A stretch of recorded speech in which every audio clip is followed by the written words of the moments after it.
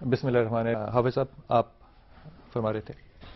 جی ہاں محترم ناظرین، اب ہم ظاہر بات ہے وقت کی قلت کی وجہ سے ان چیزوں کو ٹچ ہی نہیں کر سکتے ہیں. دوسرے پارے کے اندر جو خاص بات ہے وہ یہ بیان کی گئی ہے کہ ایک تو تحویل قبلہ کا واقعہ کہ آپ جب وہاں مدینہ میں گئے تو آپ نے 16-17 مہینے بیت المقدس کی طرف رخ کر کے نماز پھر حکم ہو گیا. اس کو بھی یہود نے اور منافقین نے بہت بڑا ایشو بنایا اور قرآن مجید نے اس کا جواب دیا کہ اللہ کا حکم تھا، جو اس کی پابندی کرتا ہے وہ اجر سے محروم کبھی نہیں ہوتا.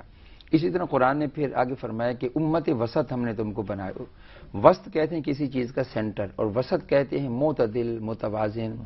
گویا کہ ہم نے یہ امت بنائی ہے تو اس کی فکر، اس کا عقیدہ، اس کا عمل، اس کا اخلاق، ہر چیز کے اندر ایک اعتدال ہے.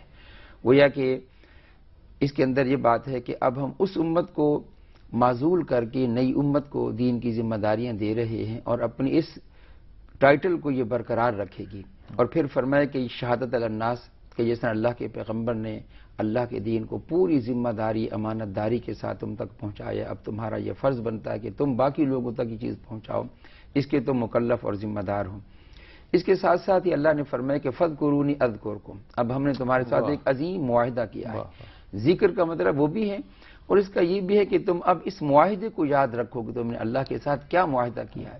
ذکر صرف زبان کی حد تک محدود نہیں ہے، ذکر کا بڑا وسیع مفہوم ہے کہ اس کا اصل جو ہے ہر آن اللہ تعالیٰ یاد رہے.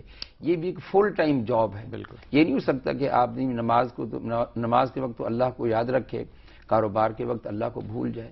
تو اپنے دین کے اس عظیم معاہدے کو جو تم نے اللہ کے ساتھ کر چکے اس کو تم نے کسی حال میں بھی نہیں بھولنا ہے. اور اگر تم شکر کرو گے تو پھر یہ نعمت میں اضافہ کروں گا، اور اگر ناقدری کرو گے تو پھر تمہارے سامنے پہلی ملت کی مثال. اور اس میں پھر توحید کا بیان ہے. فرمایا کہ وَإِلَٰهُكُمْ إِلَٰهٌ وَاحِدٌ لَا إِلَٰهَ إِلَّا هُوَ، اور اس کے پھر دلائل دیے گئے کہ اللہ کی توحید کیوں، کہ اللہ کی صرف عبادت کرو. فرمایا اس پوری کائنات تمہارا بھی خالق اللہ، پوری کائنات کا بھی خالق. پھر اس کے تنوع کی طرف اشارہ کیا. پھر فرمایا اس کے باوجود بھی کچھ لوگ ایسے ہیں جو اللہ کے ساتھ اوروں کو شریک کرتے ہیں، انہی پر اعتماد کرتے ہیں، انہی سے ان کو توقعات ہوتی ہیں، خوف بھی انہی کا. فرمایا کہ یحبونہم کحب اللہ، وہ اللہ سے ان سے ایسی محبت کرتے ہیں جیسے اللہ سے محبت کرنی چاہیے. یہ اللہ تعالیٰ کو چیز پسند نہیں ہے. فرمایا والذین آمنوا اشد حبا للہ، اہل ایمان تو سب سے بڑھ کر اللہ تعالیٰ سے محبت کرتے ہیں. اسی طرح پھر اس کے بعد فرمایا کہ کچھ لوگ ایسے ہیں کہ جن کو اللہ تعالیٰ نے عقل جیسی اعلیٰ نعمت دی ہے، وہ اس کو وحی کے تابع نہیں کرتے، اس کو اپنے آباء و اجداد کی تقلید میں صرف کرتے. فرمایا کہ وہ اللہ کی اس نعمت ہدایت سے کبھی استفادہ نہیں کر سکتے. پھر اہم ترین بات میں عرض کروں گا کہ آج کے حوالے سے بھی نیکی کا تصور جو یہود کے ہاں رائج ہو گیا تھا، ظاہری چیز ہے، نماز ہے تو اس کا بھی ظاہر ہے، داڑھی ہے، لباس ہے، یہ ان کے ہاں نیکی کے مظاہر بن چکے تھے، لیکن ان کی شخصیت بالکل اندر سے خالی تھی. حضرت عیسیٰ علیہ السلام نے ان کے بارے میں بڑے عجیب جملے کسے ہیں. فرماتے ہیں بھی تمہاری مثال تو ایسی ہے کہ جیسے قبر ہو، اوپر سے سفیدی ہے، اندر بدبودار ہڈیاں ہیں. تمہاری شخصیت کے اندر نہ وہ اعلیٰ اخلاق ہے، نہ اعلیٰ کردار ہے، نہ تمہارے اندر وہ مورل ویلیوز باقی رہ چکی ہیں. تم تو ظاہر داری کے اسیر بن کر رہ چکے ہو. پھر کہیں فرماتے ہیں بھی تمہاری مثال تو ایسے کہ تم مچھر چھانتے ہو چھوٹی چھوٹی باتیں، لیکن پورے اونٹ نکل جاتے ہو. تو قرآن مجید نے تصور دیا ہے کہ یہ ظاہری نیکیاں بھی ہیں، لیکن اس کے اندر جو روح ہے وہ ایمان باللہ ہے، وہ اجر آخرت ہے، وہ اتباع رسول ہے. پھر پورا خاکہ کھینچا ہے. پھر فرمائے کہ والموفون بعہدہم، یہ وہ لوگ ہیں جو اپنے عہد و پیمان کو پورا کرتے ہیں. جب بھی اللہ کے ساتھ ان کا معاملہ ہو، ایفائے عہد تعبیر ہے انسان کے حقوق و فرائض کی. اللہ کے ساتھ معاملہ ہو یا اللہ کی مخلوقات کے ساتھ معاملہ ہو، جو لوگ ایفائے عہد کو پورا نہیں کرتے ہیں وہ نیک تو ہو سکتے ہیں، وہ عالم بھی ہو سکتے ہیں، لیکن وہ اللہ کے نزدیک کبھی متقی نہیں بن سکتے، وہ کبھی ایماندار نہیں بن سکتے، وہ اللہ کی جنت کے حقدار نہیں بن سکتے ہیں. وہ حج کرتے رہیں، وہ تفسیریں بیان کرتے رہیں. یہ بات ہے جو قرآن مجید فرماتا ہے. آج ہم بھی ایک رسم ظاہر داری کے اندر، نمود و نمائش کے اندر ہم کھو چکے ہیں. معلوم ہوتا ہے کہ ہمارے دین کی ساری باتیں ہمیں اللہ کے قریب نہیں کرتی، ہمیں اللہ کی مخلوق کا خیرخواہ اور وفادار نہیں کرتی. ایک واقعہ اس طرح آتا ہے کہ ایک دفعہ کوئی شخص آپ کے پاس آیا، آپ نے فرمایا کہ اپنی قوم کا کوئی اچھا آدمی نہیں ہے اخلاق کے لحاظ سے. پھر آپ باہر تشریف لے گئے، اس کے ساتھ اچھی طریقے سے گفتگو کی. ہماری والدہ محترمہ حضرت عائشہ صدیقہ فرماتے اللہ کے رسول آپ تو فرما رہے تھے یہ بندہ اچھا نہیں ہے اپنی، پھر آپ اس کے ساتھ فرمائے کہ عائشہ اگر اخلاق ٹھیک نہیں ہے تو اس کی ٹھیک نہیں ہے، میرے اخلاق کا تقاضا ہے کہ میں اس کے ساتھ بھی اچھے اخلاق کے ساتھ پیش آؤں۔ تو حقیقت یہ ہے کہ بندہ مومن کبھی ریئیکشن میں نہیں آتا، اس کو پتہ ہے کہ میری جو اصل زندگی ہے وہ آخرت کی زندگی ہے، میں نے اپنے اللہ کو راضی کرنا ہے، میں نے اپنے اللہ کی مخلوقات کے ساتھ محبت کرنی ہے، وفاداری اللہ کی اور خیر خواہی اور ہمدردی کا معاملہ ہے۔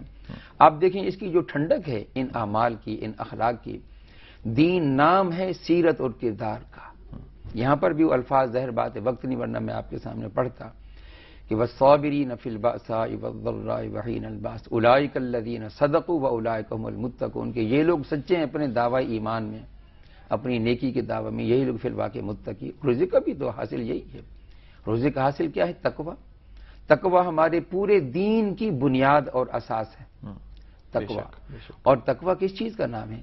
تقوی نام ہے اپنے جذبات، احساسات، داعیات کو کنٹرول کرنے کا، ان میں توازن پیدا کرنے کا، اعتدال پڑھنے کا نام۔ اور یہ جو روزے کی عبادت ہے کیا ہے؟ یہ اسی تقوی کو پروان چڑھانے کے لیے ہے۔ یوں سمجھیں کہ روزہ اس کی تربیت کے لیے ایک بہترین چیز ہے۔ اگر ایک آدمی، جس طرح آپ نے فرمایا کہ کتنے روزے دار ایسے ہیں جو سوائے بھوک اور پیاس کے ان کو اس کی سوا کچھ نہیں ملتا ہے، صحیح، وہ نہ ان کو اپنی آنکھ پر کنٹرول ہے، نہ ان کے اپنے جذبات پر، نہ اپنی زبان پر کنٹرول ہے۔ یوں سمجھیں کہ ایسے لوگ نیکی کر کے بھی محروم رہتے ہیں۔ تو یہ رمضان کا مہینہ جو ہمیں اس بات کی یاد دہانی بھی کراتا ہے کہ ہم اپنے اللہ کو پائیں، اپنی روح کو دوبارہ از سر نو زندہ کریں۔ اور پھر خاص طور پر میں یہ بات عرض کروں گا کہ رمضان کو جو بھی عظمت اور فضیلت ملی ہے وہ قرآن مجید کے نزول کی وجہ سے، قرآن مجید کے بھی کچھ حقوق ہیں۔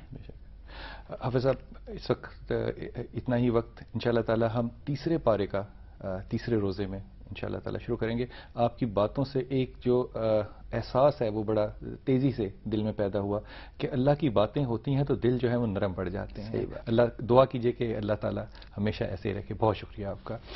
خواتین حضرات، حافظ صاحب کے ایک بڑے اچھے دوست ہیں احمد رفیق صاحب، انہوں نے بڑی خوبصورت ایک بات کی کہ انہوں نے کہا God has to be the top priority, خدا دوسری پرائیورٹی کبھی نہیں آتا۔ یہ جو ابھی حافظ صاحب نے آپ کے سامنے بیان فرمایا، غور کیجئے کہ خدا نے کیسا بارٹر ٹریڈ کیا، تم مجھے یاد کرو میں تمہیں یاد کرتا ہوں۔ اگر بلال کتب اللہ کو یاد کرتا ہے تو یہ کوئی بہت بڑی بات نہیں ہے، یہ اللہ کا حق ہے کہ ہم اس کو یاد کریں۔ لیکن یہ ایک لمحے کے لیے اس بریک میں جانے سے پہلے اس بریک میں یہ سوچئے گا کہ جب اللہ کے خیال میں آپ ہوں گے اور اللہ آپ کو یاد کر رہا ہوگا تو وہ وقت اور وہ لمحہ کیسا ہوگا جو آپ پہ اترے گا۔ اس چھوٹے سے وقفے کے بعد دوبارہ حاضر ہوتے ہیں۔